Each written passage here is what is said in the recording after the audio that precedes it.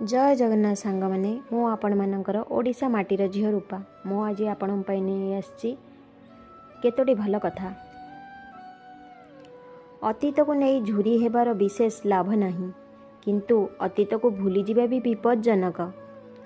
जहाँ क्षति हो गलानी सेथिपाई बसी लुह गड़ाइबाटा ठीक नुहे, ताहाको पूरण करिबा पई प्रफुल्ल चित्तरे आगे जिबा हेउची विज्ञ लोकर काम। झगड़ा करने को हेले निज मन संगे कर, कदापि अन्य संगे कर नहीं। निज सह झगड़ा कले आत्मशोधन हेब, अपर संगे कले अजथा शत्रु वृद्धि हेब।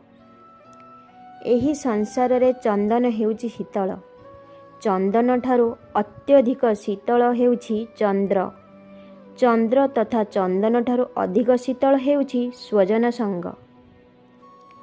जेपरी आखिरे गोटे गुंडटीए पड़गले कौनसी जिनिस आमको भल भावे देखा जाए नहीं, सेहीपरि विवेक टिके बासना मिश्रित हेले आत्मार दर्शन लाभ हुए नहीं। कूपरे प्रवेश करी स्नान करिब नहीं, क्रोध करिब नहीं, दुर्जन सहित वार्तालाप करिब नहीं, धुआ होई नथिबा वस्त्र परिधान करिब नहीं, एवं अन्य केही पिंधिथिबा माला निजे पिंधिब नहीं। आपण मानक मो भिडियोटी केमती लागिला कमेंट माध्यम रे निश्चिंत जणाइबे।